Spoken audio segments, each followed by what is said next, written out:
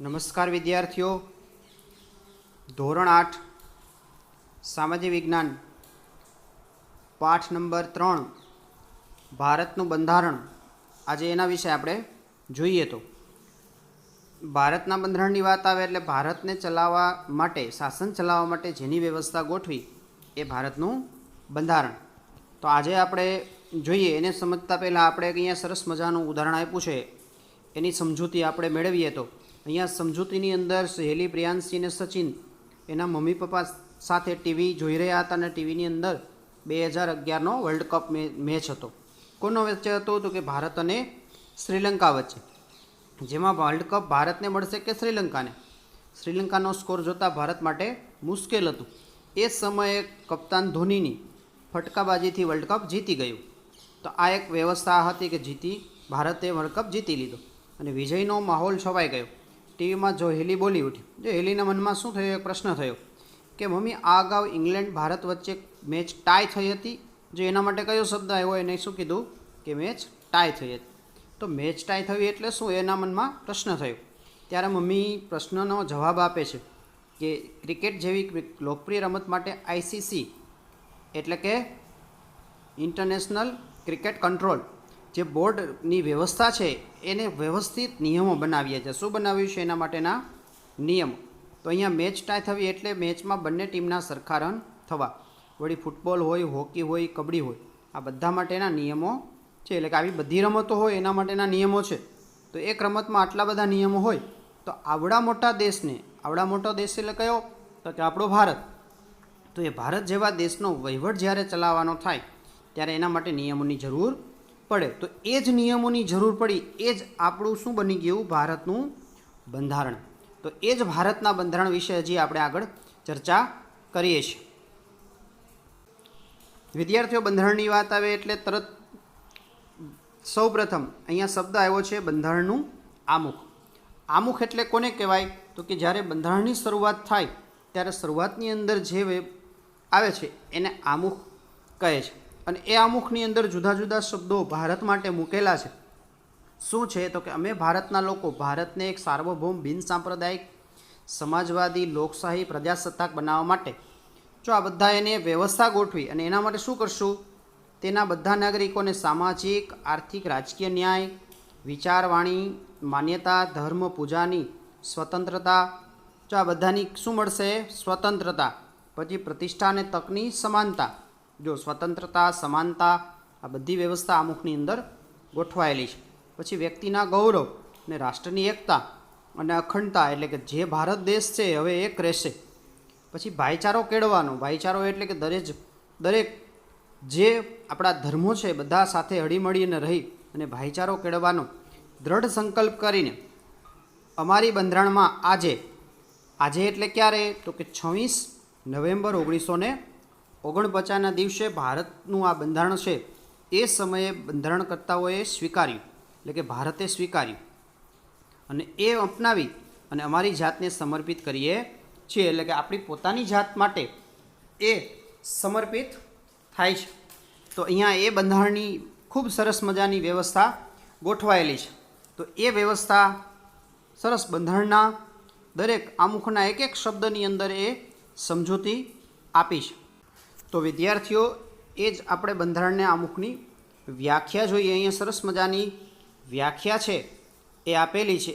એ વ્યાખ્યા આપણે જોઈએ. સરસ મજાની વ્યાખ્યા આપેલી છે કે કોઈપણ દેશના શાસન ચલાવવા માટે, જો કોઈ પણ દેશની વાત છે, તેના બનાવવામાં આવેલા નિયમોના વ્યવસ્થિત સંગ્રહને, એટલે કે જે નિયમો છે એને વ્યવસ્થિત સંગ્રહ કરી અને જે બનાવવામાં આવે છે એને કોન્સ્ટિટ્યુશન એટલે કે બંધારણ કહેવામાં આવે છે. એટલે અહીંયા વ્યાખ્યા કેવી સરસ મજાની થઈ કે કોઈ પણ દેશના શાસન બનાવવા માટે આવેલા નિયમોના વ્યવસ્થિત સંગ્રહને દેશનું બંધારણ કહેવામાં આવે છે. બંધારણ કેવું હોઈ શકે? તો કે લિખિત અને અલિખિત. જેમ કે ભારત જેવા દેશ માટે લખેલું છે, જ્યારે ઇંગ્લેન્ડ જેવા દેશ માટે અલિખિત છે. તો આમ આપણા દેશની બંધારણની શરૂઆત આમુખથી થાય છે. એટલે આમુખ એટલે કયું? જે હમણાં આપણે આગળ જોયું હતું એ આપણા બંધારણની શરૂઆત છે આમુખથી થાય છે. આમુખની અંદર ભારતના મૂળભૂત અધિકારો, દરેક બાબતોનો સમાવેશ કરી અને એ સમયના બંધારણકર્તાઓએ એની શરૂઆત કરી હતી. તો વિદ્યાર્થીઓ હવે આપણે જોઈએ છે કે આ બંધારણ કઈ રીતે બન્યું. બંધારણ બન્યું ખરા, પણ કઈ રીતે બન્યું છે તો એનો જરાક આપણે ઇતિહાસની અંદર જઈએ તો કે ભારત જે લોકતંત્ર, સમાજવાદ, ધર્મનિરપેક્ષતા અને રાષ્ટ્રીય અખંડતા જેવા આ સરસ મજાના વિચારો છે ભારતના, એવા આધાર સ્તંભો એટલે કે મુખ્ય એવા આધારો સાથે ભારત દેશ ટકી રહ્યો છે. એના માટે બંધારણની રચના કરવામાં સ્વતંત્ર થયાની સાથે જ એટલે ભારત જ્યારે 15મી ઓગસ્ટ 1947માં સ્વતંત્ર થયો તરત જ આ બંધારણ દેશના જે નેતાઓએ બંધારણ રચવાની શરૂઆત કરી. ક્યારે કરી તો કે 9 ડિસેમ્બર 1946થી પોતાનું કાર્ય શરૂ કર્યું. એટલે અહીંયા પ્રશ્ન પણ બને તો એ પણ આપણે યાદ રાખો કે બંધારણ બનાવવાની શરૂઆત ક્યારે થઈ? 9 ડિસેમ્બર 1946. તેની અંદર એક ખાસ વિદ્વાન વ્યક્તિઓ કે વિદ્વાન નેતાઓ એ સમયના એનો સમૂહ લીધો, જેની દીર્ઘદ્રષ્ટિ અને રાજનૈતિક દ્રષ્ટિ જે બંધારણની અંદર આપણે જોઈ શકીએ છીએ. તેના કયા કયા વ્યક્તિઓ હતા? ખૂબ મહાન પ્રખ્યાત વ્યક્તિઓ જવાહરલાલ નહેરુ, ડૉક્ટર રાજેન્દ્ર પ્રસાદ, સરદાર પટેલ, મૌલાના અબુલ કલામ આઝાદ, શ્યામા પ્રસાદ મુખર્જી, સરદાર બલદેવસિંહ, આવા સરસ મજાના પ્રખ્યાત નેતાઓનું આપને માર્ગદર્શન મળ્યું. આ ઉપરાંત ફ્રેન્ક એન્થોની, HP મોદીનું પણ પ્રતિનિધિત્વ સારું હતું. આ સિવાય બીજા કયા વ્યક્તિ તો કે અલ્લાદી કૃષ્ણસ્વામી અય્યર, ડૉક્ટર BR આંબેડકર, કે મુનશી એટલે કનૈયાલાલ માણેકલાલ મુનશી, જે આપણા ગુજરાતના સારા એવા લેખક છે. એવા વિશેષજ્ઞો એટલે વિશેષ જ્ઞાન ધરાવનારા વ્યક્તિઓનો આપણને આ બંધારણ ઘડવાની અંદર લાભ મળ્યો. આ ઉપરાંત સરોજિની નાયડુ અને વિજયાલક્ષ્મી પંડિત જેવી મહિલા સભ્યો પણ આ બંધારણ ઘડવાની અંદર ખૂબ ભાગીદારી નોંધાવી છે. તો એમાંય ખાસ આપણે જોઈએ તો રાજેન્દ્ર પ્રસાદે બંધારણના અધ્યક્ષ તરીકે ચૂંટવામાં આવ્યા. તો યાદ રાખજો વિદ્યાર્થીઓ કે બંધારણ સભાના અધ્યક્ષ કોણ બન્યા? ડૉક્ટર રાજેન્દ્ર પ્રસાદ. શું બન્યા છે? અધ્યક્ષ. ત્યારબાદ બંધારણનો ખરડો એટલે નિયમોનો સમૂહ, એ બંધારણના ખરડા સમિતિ બનાવવામાં આવી. જે ખરડા સમિતિના અધ્યક્ષ તરીકે કોણ આવ્યા? Doctor BR Ambedkar. એટલે યાદ રાખજો વિદ્યાર્થીઓ, અધ્યક્ષ કોણ બનાવ્યા? ડૉક્ટર રાજેન્દ્ર પ્રસાદ. જ્યારે ખરડા સમિતિના અધ્યક્ષ કોને બનાવવામાં આવ્યા? તો કે ડૉક્ટર BR આંબેડકર. આ બંધારણને બનાવવાની અંદર 2 વર્ષ 11 માસ અને 18 દિવસનો સમય લાગ્યો. તો કેટલો સમય? 2 વર્ષ 11 માસ અને 18 દિવસ. કુલ એની 166 બેઠક એટલે કે જે વિદ્વાન લોકો છે 166 વખત મળી અને બંધારણ ઘડવાની અંદર પોતાની ભાગીદારી નોંધાવે છે.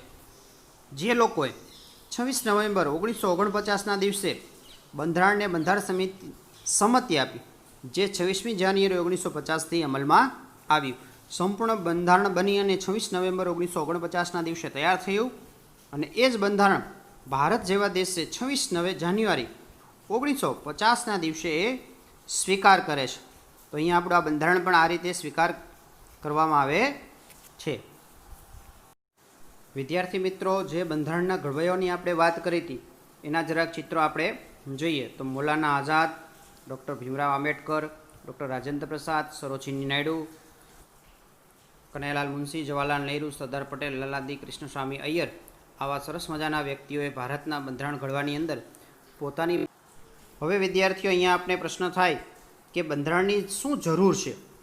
બંધારણ ન હોત તો બંધારણ વગર કોઈ દેશનું શાસન ચાલી શકે જ નહીં. શું કામ? તો કે જે દેશ છે આવડા મોટા દેશને ચલાવવા માટે કોઈ વ્યવસ્થા જોઈએ અને એ જ વ્યવસ્થા કોણ ગોઠવી આપે છે? આપણે બંધારણ. બંધારણ વિના દેશની શાસનની કલ્પના થઈ શકે નહીં. બંધારણના ઘણા ઉદ્દેશ્યો સિદ્ધ થયા છે. એક દસ્તાવેજ છે જે આદર્શોને સૂત્રબદ્ધ કરે છે કે ભાઈ કઈ રીતે ભારત દેશના નાગરિકોને અધિકારો મળશે, ભારત દેશનો દરેક નાગરિક શું શું ભોગવી શકશે, એને કયા હક હશે, કઈ ફરજો હશે, એ બધું જ સૂત્રબદ્ધ કરવામાં આવ્યું છે. અને બંધારણ જ બતાવે છે કે આપણા દેશની સરકાર કઈ રીતની હશે. જે લોકશાહી સરકારની વાત આવે છે તો સરકારને શું કરવાનું છે, સરકાર દેશ માટે શું કરશે, કઈ રીતે શાસન વ્યવસ્થા સંભાળશે, બધી જ માહિતી આપને આપણા બંધારણમાંથી મળે છે. વહીવટ કઈ રીતે ચાલશે, લોકશાહી શાસન વ્યવસ્થામાં આપણે નેતાને પસંદ કરીએ છીએ જેથી આપણા વતી એ સત્તા સંભાળી શકે છે. આ આખી આપણી વ્યવસ્થા છે લોકશાહી શાસન વ્યવસ્થા. છતાં નેતાઓ સત્તાનો દુરુપયોગ ન કરે એનો ઉપાય આપણને કેમાંથી મળે છે? આપણે બંધારણમાંથી પ્રાપ્ત થાય છે. નિયમોને જોગવાઈઓ છે કે શાસકો સત્તાનો દુરુપયોગ કરી શકે નહીં. ભારતીય બંધારણ એવી જોગવાઈ છે જે આપણા બંધારણને દેશ ચલાવવા માટે જરૂરી છે. હવે વિદ્યાર્થીઓ આપણે બંધારણની મુખ્ય વિશેષતા જોઈએ. બંધારણની મુખ્ય વિશેષતા, અહીંયા એક ચિત્ર આપને જોવા મળે છે. જે ચિત્ર આપણે જ્યારે ચૂંટણી હોય એ સમયે આપને જોવા મળે છે. તો અહીંયા જો નીચે લખેલું જો પણ છે મતદાન મથક. તો મતદાન મથકની અંદર આખી વ્યવસ્થા ગોઠવેલી હોય છે. તો એ શા માટે? તો કે એ છે આપણી લોકશાહી શાસન પદ્ધતિ. તો આ શાસન પદ્ધતિ કેવી અપનાવી ભારતે? લોકશાહી શાસન પદ્ધતિ. તો પ્રશ્નમાં પૂછાય પણ યાદ રાખવું. આપણા દેશમાં દર 5 વર્ષે, તો કેટલા વર્ષે? 5 વર્ષે ચૂંટણીઓ થાય છે. જેમાં કોણ? તો કે 18 વર્ષથી ઉપરના મતદારો મત આપી શકે છે. ચૂંટણી વગર લોકશાહીની કલ્પના થઈ શકતી નથી. એમાં ચૂંટણી તો થાય છે. દેશના પોતાના પ્રતિનિધિઓની ચૂંટણી દેશના તમામ લોકોની ભૂમિકા છે. એટલે પોતે પસંદ કરે છે વ્યક્તિઓ એ નેતાને, અને દેશનો કોઈ પણ નાગરિક ચૂંટણી લડી શકે છે. પછી તે ગમે તે ધર્મનો હોય, જાતિનો હોય, વર્ગનો હોય, સ્ત્રી હોય કે પુરુષ હોય. જે આપણે અત્યારે નેતાઓ જોઈ રહ્યા છે તો એ કોઈ પણ ધર્મના છે, કોઈ પણ જાતિના, કોઈ પણ વર્ગના, કે સ્ત્રી કે પુરુષ કોઈ પણ છે જે આપણે હાલ નેતા જોઈ રહ્યા છે. તે ચૂંટાયેલા સભ્યો, જેને પ્રતિનિધિઓ કહે, જે 5 વર્ષ લોકોનું પ્રતિનિધિત્વ કરે છે, લોકો વતી એ ત્યાં એ પોતાનું કામ સંભાળે છે. અને આમ નાગરિકને વિચાર, વાણી, અભિવ્યક્તિ, ઈચ્છા પ્રમાણે ધર્મ પાળવાની સ્વતંત્રતા છે. જો એને વિચાર આપવાની, વાણી બોલવાની, અભિવ્યક્તિ, જે કંઈ એને વર્તન વ્યવસ્થા ગોઠવવાની છે, એને જે કંઈ મનમાં છે એ પ્રમાણે પોતે પોતાનો ધર્મ પણ પાળી શકે છે. એ ધર્મ પાળવાની એને છૂટ છે. તો આવો એક સૌપ્રથમ આપણો એક ગુણ છે લોકશાહી શાસન પદ્ધતિ. આવી સરસ મજાની શાસન વ્યવસ્થા. વિદ્યાર્થીઓ, બીજી વિશેષતા છે ધર્મનિરપેક્ષતા. જો અહીંયા આપણે બધા જ ધર્મના લોકો આપણને જોવા મળે છે, જે જ આપણા ભારત દેશની ધર્મનિરપેક્ષતા આપણે કહી શકીએ. તો અહીંયા બધા જ ધર્મ હળીમળી અને આપણે સાથે રહીએ છીએ. એના માટે આપણે શબ્દ ઉપયોગ કરવામાં આવ્યો છે બિન સાંપ્રદાયિકતા. તો અહીંયા ભારત એક બિન સાંપ્રદાયિક અથવા ધર્મનિરપેક્ષ, સેક્યુલર અને પ્રજાસત્તાક દેશ છે. ધર્મનિરપેક્ષ એટલે કોઈ પણ એક ધર્મને મહત્ત્વ આપવામાં આવતું નથી. એટલે કે બિન સાંપ્રદાયિક એટલે દેશનું શાસન કોઈ સંપ્રદાય કે ધર્મની માન્યતાના આધારે ન ચાલે. જે લોકો ચૂંટે છે એવા પ્રતિનિધિઓ દ્વારા શાસન ચાલે. કોઈ ધર્મના આધારે શાસન ચાલી શકે નહીં. સંપ્રદાય કે એક બીજા નાગરિક વચ્ચે ભેદભાવ, પક્ષપાત રખાતો ન હોય.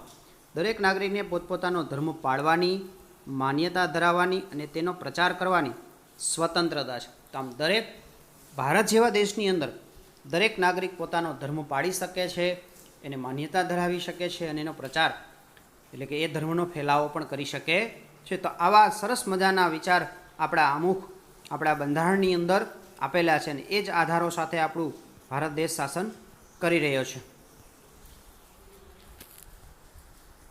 હવે પછીનું મહત્ત્વનું લક્ષણ હોય તો એ શું છે? તો કે પ્રજાસત્તાક.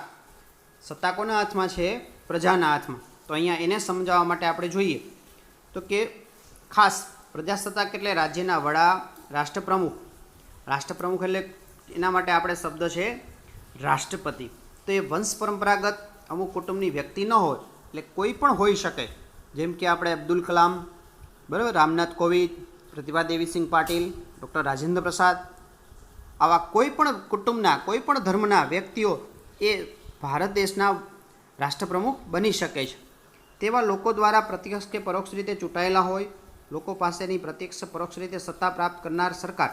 તો આ પ્રકારની વ્યવસ્થા આપણે અહીંયા ગોઠવેલી છે. આપણે રાજ્ય વ્યવસ્થા આપણે પ્રજાસત્તાક લોકશાહી સ્વીકારેલ છે. એટલે ત્યાં આપણે રાજ્ય વ્યવસ્થાના વિવિધ હકો ધરાવતા કોઈ પણ વર્ગના હાથમાં નથી. એટલે કોઈ એક ધર્મને, એક વ્યક્તિના હાથમાં નથી. એટલે કે જે આપણે સામ્યવાદી સરકાર કહીએ એ નથી. આપણે ત્યાં રાજ્યતંત્રના તમામ હોદ્દાઓ, ધર્મ, જાતિ, સ્ત્રી, પુરુષ કોઈ પણ ભેદભાવ વગર તમામ નાગરિક એ ભોગવી શકે છે. એટલે કોઈ પણ જગ્યાએ એ ભેદભાવ રાખવામાં આવતો નથી. તો એને આપણે સમજવા માટે હજી આપણે આગળ વધીએ તો સૌપ્રથમ આપણે શાસન વ્યવસ્થાની અંદર કેન્દ્ર સરકાર છે, જેમાં મુખ્ય કોણ છે? તો કે આપણા દેશના મહત્તમ પ્રથમ નાગરિક તરીકે રાષ્ટ્રપતિ છે. ત્યારબાદ આપણી ધારાસભા, કારોબારી અને ન્યાયતંત્ર. આ મહત્ત્વના 3 અંગો છે. કેન્દ્ર સરકારની અંદર તે શું કામ કરશે તો કે ધારાસભા, લોકસભા અને રાજ્યસભાની અંદર વિભાજિત છે. જ્યારે કારોબારી એ વડાપ્રધાન અને મંત્રીમંડળ એ કામ કરશે.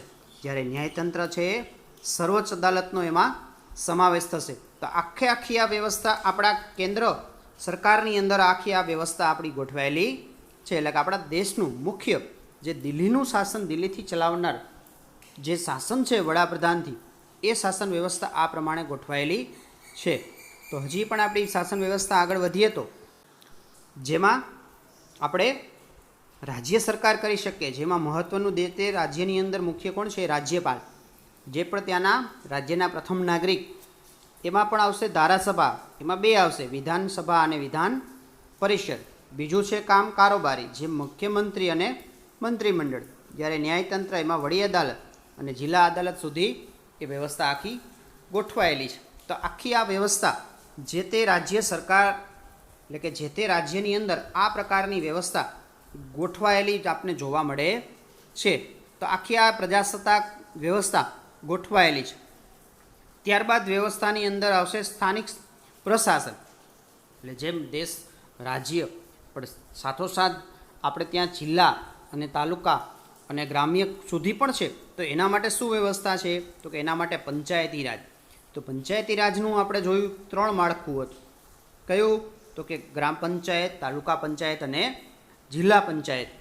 એ જ રીતે શહેરો માટે તો કે મહાનગરપાલિકા ને નગરપાલિકા. તો આ પ્રકારની વ્યવસ્થા એ ગોઠવાયેલી છે. તો આમ સંપૂર્ણ આ પ્રજાસત્તાક એટલે કે પ્રજા દ્વારા ચૂંટાયેલા પ્રતિનિધિઓ દ્વારા આ પ્રકારની વ્યવસ્થા ગોઠવાયેલી જોવા મળે છે. એને આપણે આગળ ચિત્ર દ્વારા પણ સમજીએ. તો વિદ્યાર્થીઓ ખાસ જોજો, અહીંયા કેવી રીતે તો કે લોકપ્રતિનિધિઓ, પછી કાયદો ઘડે છે, કાયદાનું અમલીકરણ, લોકમત, કાયદાનું પાલન, આ બધું જ કામ છે કોણ કરશે? સરકારના કાર્યો છે. આખી આ વ્યવસ્થા સરસ મજાની આપણે ત્યાં ગોઠવાયેલી જોવા મળે છે. તો વિદ્યાર્થીઓ એના માટે શું છે તો કે સરકારના મુખ્ય ધારાસભા, કારોબારી, ન્યાયતંત્ર એ સરકારના કેન્દ્ર સરકારના અંગો છે. જેમાં શું કામ કરશે તો કે એમાં એક આવશે સંસદ. શું આવશે? સંસદ, જે કાયદો ઘડવાનું કામ કરે છે. મંત્રીમંડળ આ કાયદાઓનો અમલ કરવાનું કામ કરે છે.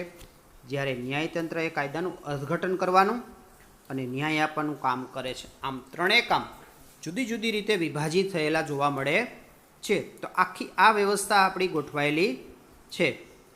હવે આપણે જોઈએ તો એક અહીંયા શબ્દ આવ્યો સંઘરાજ્ય. તો કે ભારત એક સંઘ રાજ્ય છે.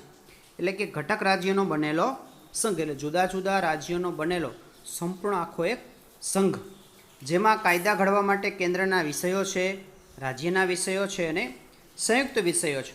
તો આ રીતે જુદા જુદા વિષયો એ ખાસ ફાળવવામાં આવેલા છે અને એ પ્રમાણે આ વ્યવસ્થા ગોઠવાય છે. જેમાં કેન્દ્રના વિષયો છે એ કુલ 97 છે. જ્યારે રાજ્યના વિષયો છે એ કેટલા છે? રાજ્યના વિષયો કેટલા છે? 66 છે. જ્યારે સંયુક્ત વિષયો છે એટલે કે બંને સાથે મળી અને જે કાયદો ઘડવાનો છે એના વિષયો છે 47. તો આખી આ વ્યવસ્થા ગોઠવાયેલી છે અને બંને સંઘરાજ્ય સાથે મળી અને રાજ્ય સરકાર અને કેન્દ્ર સરકારે પોતાના કાયદાઓ ઘડે છે. એ વિષયોને ધ્યાનમાં રાખી તો આમ સમગ્ર દેશને એ કાયદો લાગુ પાડવામાં આવે છે. તો આખી આવી વ્યવસ્થા સરસ મજાની ગોઠવાયેલી છે. અહીંયા એક બીજો એક શબ્દ આવ્યો એ મૂળભૂત અધિકારો. કયો શબ્દ આવ્યો? ફંડામેન્ટલ રાઇટ્સ, જેને આપણે કહીએ છીએ મૂળભૂત અધિકારો. આ મૂળભૂત અધિકારો એટલે કે જે મૂળભૂત અધિકારો અને હક, એના માટે એક શબ્દ છે મૂળભૂત હક. તો એ આપણા ખાસ કેટલા હક મળેલા છે? આપણને મળેલા છે 6. જોઈએ કયા કયા છે તો કે બંધારણના મૂળભૂત અધિકારો સ્વતંત્રતાનો સમાવેશ થાય છે. તેમાં બંધારણ ઇલાજનો અધિકાર આપવામાં આવ્યો છે. એવા કુલ કેટલા કીધા તો કે આપણે કીધા એવા 6 અધિકારોની અંદર એક તો આપણે આવશે કયો તો કે સમાનતા. બીજો આવશે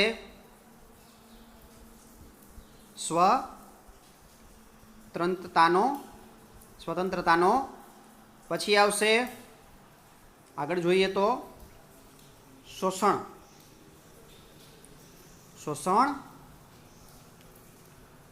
વિરોધી હક.